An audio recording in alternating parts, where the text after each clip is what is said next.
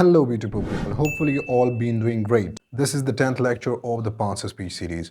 So in today's lecture we will be talking about the definite article the.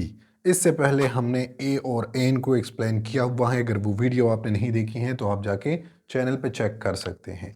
In today's lecture we will be talking about the different uses of the definite article the.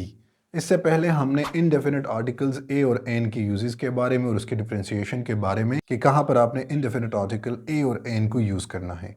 सबसे पहला use definite article का ये है कि it is use for the things already mentioned. आपने stories में पढ़ा होगा कि once upon a time there was a crow. तो वाज अ क्रो में पहले हमारे पास इनडेफिनेट आर्टिकल इस्तेमाल होता है, लेकिन जब भी इस क्रो का इसी स्टोरी में दोबारा से जिक्र होगा तो फिर हमने इसमें डेफिनेट आर्टिकल दी का इस्तेमाल करना है. तो इस पॉइंट का मतलब ये है कि अगर हमारे पास किसी फ्रेज में, किसी पैराग्राफ में ऑलरेडी किसी चीज़ का जिक्र हुआ होगा तो फिर हमने उसमें दोबारा से उसके लिए डेफिनेट आर्टिकल दी का इस्तेमाल करना है. अगर अब यहाँ पर आपने अक्रो लिखा तो फिर वो ग्रामेटिकल मिस्टेक होगा.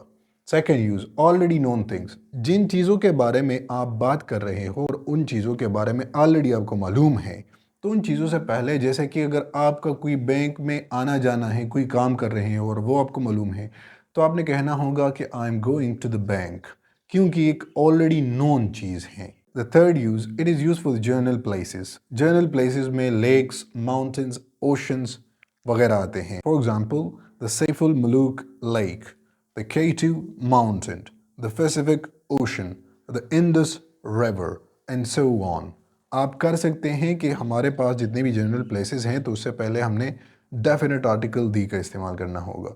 Moving toward the next one, which is before the proper or well-known things. वो चीज़ें जो कि प्रॉपर होंगी या फिर हमारे पास वेल नोन होगी, जिसे बहुत सारे लोग जानते होंगे, जैसे कि the Holi Quran, the Quaid Azam, the Gandhi, the बादशाह खान एंड सो ऑन. तो एक नोन चीज़ है और इससे पहले हमने डेफिनेट आर्टिकल दी का यूज़ करना है. इसी तरह से before the unique things in the world, वो चीज़ें जो दुनिया में यूनिक होगी, जैसे कि 7 अजूबे हो गए वगैरह वगैरह, जैसे कि द सन. तो सन हमारे पास क्या है, ये एक यूनिक चीज़ है. अब हर कोई चीज़ हमारे पास सन नहीं हो सकता, तो सन हमारे पास एक ऐसी चीज़ है जो कि दुनिया में यूनिक है. इसी तरह से the moon, the earth and so on.